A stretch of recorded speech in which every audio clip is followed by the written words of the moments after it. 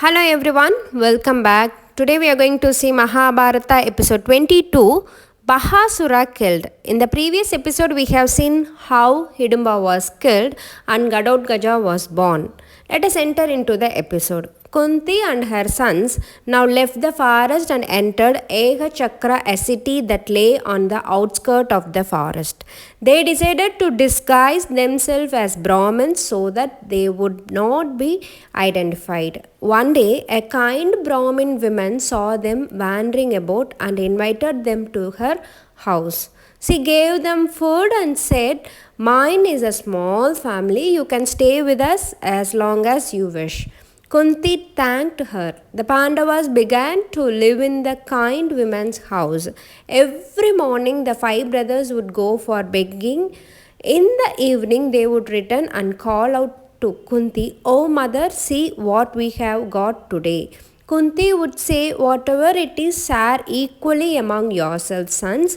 One early morning, as soon as Kunti awoke, she was shocked to see the kind woman weeping. Kunti ran up to her and asked, "What is the matter, dear sister? Why are you crying? Is everything all right?"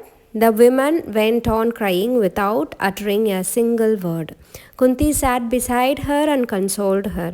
When the woman calmed down, she said, "My The son obedient is going brothers to be would eaten share by their a food demon among today." themselves. Kundi They was began to puzzled. pause in The this woman way. further explained, "On the outskirts of our city, there lives a giant demon called BhakaShura.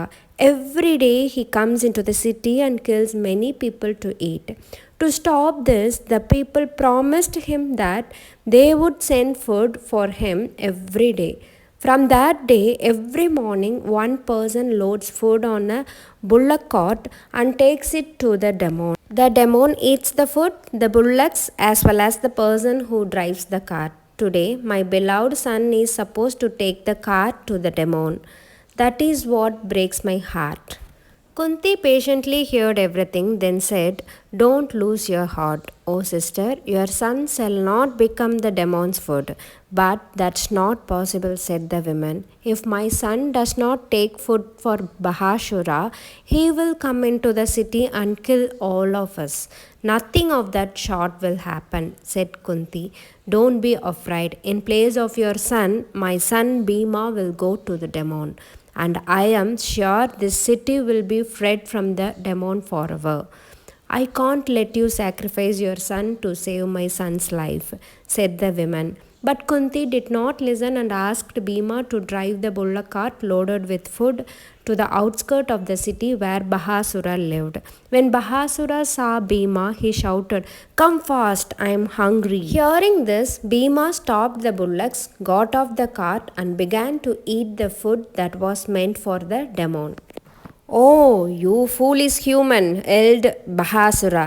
"That food is meant for me. Do you know that? How dare you eat it?" Bheema ignored the demon and continued to eat the food. At this, BhakaShura became very angry. "You have invited death by eating my food. Now you get ready to become my food." So shouting, he charged at Bheema.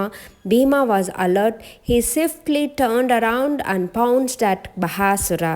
"You don't need food anymore, you wicked demon," cried Bheema.